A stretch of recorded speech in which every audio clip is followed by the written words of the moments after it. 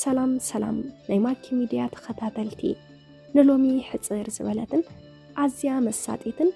ኣመና መምሃሪትን ዝበልክዋ ዛንታ ናባኹም ሂዝያ ቀሪበለኹ ግና ናብዛ ዛንታ ቅድመ መባለይ ንስ ቻናል ሓደሽቲ እንድሕር ዳሕሊኹም ሳብስክራይብ ብምግባር ጀምርዎ ናፍቲ ዛንታ ኸብለኩም ሰናይ ምክትታል ኣፍቃሪ ነይሩኒ ኣነ ንበይነይ ተኻርየ ስነብር ነይረ ንሱ ድማ ምስ ስድርኡ بفقر 3 ዓመታት ድሕሪ ምጽናሕና ንኽንምርዖ ሓዳር ንኽንምስርት ሓቲተዮ ንሱ ግና ሓደ መዓልታ ይተርፍን ፈጣረብ ዝበሎ ክኸውን እዩ ኢሉ መለሰለይ እወ ፈጣረብ ዝበሎ ይስኻውን ግና ንስኻን ትትሓስብ ንስኻን ትትፈቅድ እዩ ፈጣሪ ዘሳኽዕ ኢለ ተዛሪበዮ ኣነ ብዚ ግዜ እሺ ክብለከ ይኽእልን በለኒ ኣነውን بحدنا مخوان كنوسن يبلنا نديو إلى انتحتو حدنا قرالو كساخ عز قبا إلو ملس هلي كسام عز بلكو أنا ون برفرت نسوون ملس هلي مليسو أي فلتن فات أريز فلت بلا بتعم حريقة برقز كلو نقر أملا خبز بلو كم زخون يفلت إياه قنا سابك ساب زخونا كنوسن لنا إلي حسب أبز جزاء الزسب بهوته يقلد يزلو مساين منبر انت زي وسينو يتقاط اللي يزلو إلى حسيبة نخل مرعو انت زي داليو زخونة حبا أنا قرى اللو مالتيو أي مسلكو من تخطاتلتنا ماكي ميديا 3 عامتنا يفقر جزا حلفنا انت لنا سلام انتاي نخل مرعو زي وسنيلا كجنق كجقجقو جميرة جنانسو أنا حسابي تزاري وكيا أبزق زي بلكن جنا ممرعونا زي ترفيو إلو ملس اللي أبز ساعات نمرعي بلنن بتعم حريقة أي دلينن إلى سلز دمدمكو سلزنا برنا جزا يقني الليلة تفلالنا نعارح أي واقعنان بزخونا قاد أمي مسكالي ود تفاليتا من رخابون جميرنا مستناي مجمرتاي مستبعسكو مزودي مقرراب جميرة نسوون مسكالي سب فقر جميرو ينيرو مستحدش ودي إنا تراخبنا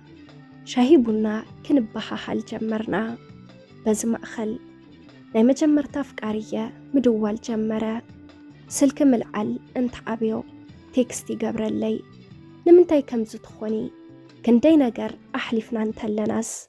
بخمي بخمز ملكع نفل علي بلني بزحمل أختي أيوز سد اللي قاب زحلفنا يوجز انتار أمن قدي ترقاقتنا نحلف سبات كن كوني بلناني بلني حري ليو حدم عال تدويلو بمن دركم يحلف هلخو متيخ السلام بلني كيدر أخي بيو كنا واقع جمرنا حدش ركب كمز جمركو يفلت ايو قنا أنا مليسة تزاري بيو أما حدش فقري كمي دعي مكدو بلن نداباجوا أويلا مليسة لو عبقاتو قنا زي تتبخو ونقر أستو إلى كمز قناء يفلت اللو دحرز معلتاو خدو الجمرة كل شاب مشت ننوح ساعات يواقعني مستود زلنا نركب انت حتاني بقلت تزاري بيو نسوون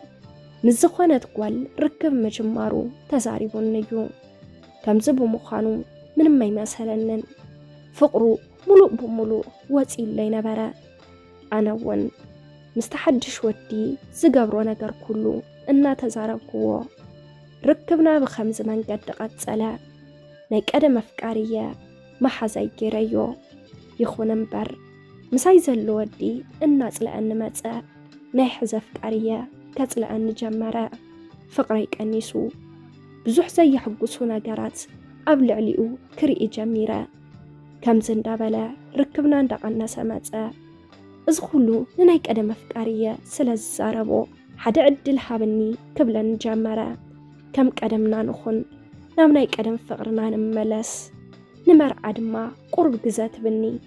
انت دالي خدمة نبيتا كريستيان كيرنا ቃልካ ኣትወልክየ በለኒ ከምዚ ምስ በለኒ ኣይኾንን ኢለ ኣበኽዎ ንስኻ ንዓይ ክትምርዖ ድሌት የብልካን ብፍጹም ኣይኾንን ኢለዮ ንሱ ድማ ኣነ ንዓኺ ጸሊእከ ይኮንኩን ኣይምርዖን ኢለኪ ዘመዓራርዮም ነገራት ኣለውኒ እወ ክንምርዖ ኢና ኢለ ድማ ክሕስወከ ይደለኹን እዚ ምኽንያተይ እምበር ስለ ዘይፍቅረከ ይኮንኩን ኢሉ ብዙሕ ነገር እናባኸየ ተዛረበኒ ኣብዚ ግዜ ንኡኡ ዝኸውን ናይ ፍቕሪ ስምዒት ኣይነበረንን እቲ ሓድሽ ኣፍቃርየ ድማ ስሬት ዝኾነ ርክበ ይደልን ጊዜያዊ ፍቕሪ ጥራሕ እዩ ዝደሊ ዝገብሮ ጨነቐኒ ካብ ክልቲኦም ክርሕቕ ደሌ ነቲ ሓድሽ ኣፍቃርየ ኣይትደውለለይ ምሳኻ ክቕፅል ኣይደልን ኢለዮ ድሕርዚ እንትድውለለይ ስልከ ይልዕሎን ምስኡ ዝነበረኒ ርክብ ብኸምዚ መንገዲ ጠጠው ኣቢለ ድሕርዚ ናይ ቀደም ኣፍቃርየ ሓደ መዓልቲ ደወለለይ እሞ ኣብ መንደርኩም እየ ዘለኹ ሰላም በልኒ ኢሉ ደወለለይ ሕሙኒ ስለ ዘሎ ክመጽእ ኣይክእልን ኢለዮ ንሱ ንገዛ መጺኡ ባናና ሒዙ ጠየቐኒ ቁሩብ ኣዋጊዑ ኸደ ድሕርዚ መዓልቲ ዋላ ኩሉ ሻብ ተዘይኮነ ሓደ ግዜ ንገዛ እንዳመጸ ይጻወት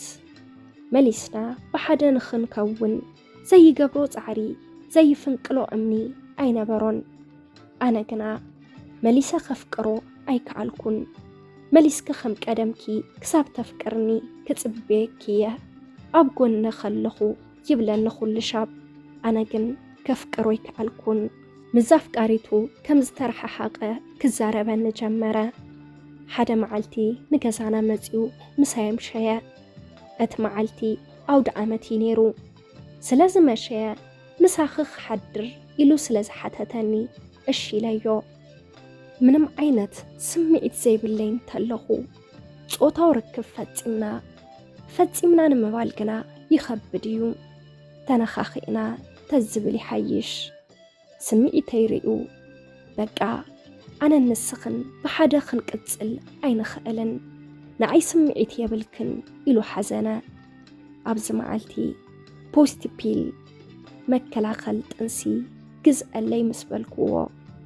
ስለ ዘይወዳእኹ ምንም ዝፍጠር ነገር የለን በለኒ ኣነ እውን ዘይጠባየ ተዘናጊዐ ናይ ዴታትና እንታይ መጸኒ 3 መዓልቲ ሓለፈ ኣብ መዓልቱ ስለ ዘይመጸኒ ደንጊጸ ንመሓዛይ ደዊለ እንተማኽራ ክረአ ከም ዘለኒ ኣማኺራትኒ ከይደ እንተረጋግጽ ጥንሲ ተፈጢሩ እዩ ደንጊጸ ዝገብሮ ጨኒቁኒ ንመሓዛይ ደዊለ እንትዛረባ ምንም እንታይ መሰላ ኣቕልለ ቢላ እንታይ ጸገም ኣለዎ ክተውርድዮ ትኽእል ኢኺ ኢላ ተዛሪባትኒ በኺ ዝገብሮ ጨኒቁኒ እንታይ ከም ዝገብር እንታይ ከም ዝውስን ከቢዱኒ ክዓብድ ደለኹ እናበኸኹ ሓዲረ ንግሆ ደዊለ ንገዛ ንኽመጽእ ተዛሪበዮ ንገዛ እውን መጸ ኩሉ እቲ ዝተፈጠረ ነገር ብግልጺ ነጊረዮ እሞ በዚ ምኽንያት ዲኺ ተጨኒቅኪ እንታይ ጸገም ኣለዎ ክትወልድየ ክበለኒ ልበይ ርግእ በለለይ ኣጆኸይ ትጨነቒ ኢሉኒ ኣጸናኒዑኒ ኸደ ኣነ እውን ቆልዓ ነጺለ ፈጣሪየ ካብ ዘቁጥዕ ወደይ ወሊደ ንኡኡ ኸፍቅሮ ክፍትን ይሓይሽ ኢላ ሓሲበ ንኻልኣይ መዓልቲ ንገዛ ምስ መጸ ተጨኒቑ ነበረ እንታይ ኮይኑ ከም ዝተጨነቐ እንትሓቶ እቲ ሓላፍነት ምቕባል ስለ ዝኸበዶን ካልኣይ ድማ ኣነ ንኡኡ ስምዒት ዘይብለይ እንተለኹ ቆልዓ ክንወልድ ምሕሳብና ትኽክለኛ ውሳነ ከም ዘይኮነ ተዛረበኒ ኣፈውፂኡ ወላ እንተዘይተዛረበኒ እቲ ጥንሲ ክንጽሎ ይደልዩ ንበይነይ ወሊደ ኸየዕብዮ ጽቡቕ ስራሕ የብለይን ወሊደ እናሰራሕኹ ከዕብዮ ኢለ ኸይውስን ምንም ዓይነት ቤተሰብ ስለ ዘይብለይ ኣነ ንስራሕ እንትኸይድ ዝሕዘለይ የብለይን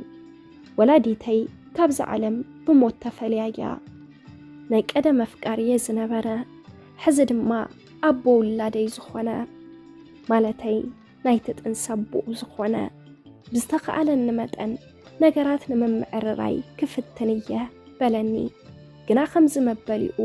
ኩነታተይ ሪኡ ጭንቀተይ ሪኡ እምበር ድሌቱ ኮይኑ ኣይኮነን ግና ኣብ ከምዚ ኩነታት እንተለና ናይ ቀደም ኣፍቃሪየ ምስ ስድራ ፀገም ተፈጠረ ንሱ ንኸመዓራሪ ናትና ነገር ተረስዐ ከም ጥንስቲ መጠን ወላ ሓደ መዓልቲ እንተይ ቀሰንኩ ኣብ ጥራሕ ገዛ ምንም መብዘይብሉ ገዛ ወሊደ ናብራ ኣመና ኸቢዱኒ ግና ክጥንክር ወሲነ ምጥንካር ጀመርኩ እዚ ነገራት ክሳብ ዘመዓራሪ ተጸበይኒ ዝበለኒ ሰብኣይ ኣብ ጥቃይ ክኾነይ መረፀን ምስ ወለድኩ ናባይ መፀን እዚ ዛንታ ዝተፈጠረ ቅድሚ 11 ዓመት እዩ ወደይ ሕዚ ዓብይለዩ ካብቲ ሕማቕ ህይወተይ ብዙሕ ነገር ተማሂረ ደቂ ኣንስትዮ ርግእ ኢልከን ሕሰባ ዝፈተኽንኦ ጥራሕ ዘይኮነ ዝፈትወክን ወድውን ጠርጥራ ህይወት ከባድ እያ ኣነ እዚ ኩሉ ፀገም ዋላ እንተሕለፍኩ ኣብ ህይወተይ ግና ብዙሕ ነገር ጎዲሉኒ ብዙሕ ነገር ተሪፉኒ እዩ እሞ በጃኽን ደቂ ኣንስትዮ ንህይወትክን ተጠንቀቓ ክብለክን ይፈቱ ሰላም ሰላም ናይ ማኪ ሚድያ ተኸታተልቲ ንሎሚ ሒዘልኩም ቀሪበ ዝነበርኩ ነዚ መስል ነይሩ ነዛንታ እንተደኣ ፈቲኹምዎ ላይክ ብምግባር ነዚ ቻናል ሓደሽቲ እንድሕር ዳሓሊኹም ሳብስክራይብ ብምግባር ነታ ናይ ደወል ምልክት ብምንካእ ናይ ቻናልና ቤተሰብ ክትኾኑ ትኽእሉ ኢኹም ኣብዚ ቻናል ሓሳብ ርእቶ እንተደኣ ሓሊኩም ኣብ ናይ ኮመንት መጽሐፍ ቦታ ሓሳብ ርእቶኹም ኣብ ናይ ኮመንት መጽሐፍ ቦታ ክትገድፉልና ትኽእሉ ኢኹም ላይክ ሼር ሳብስክራይብ ምግባር ከይትረስዑ ብቐጻሊ ብኻሊእ ሳንታ ክሳብ ንራኸብ ሰሰናይ ንኹላትና ይቕኒለይ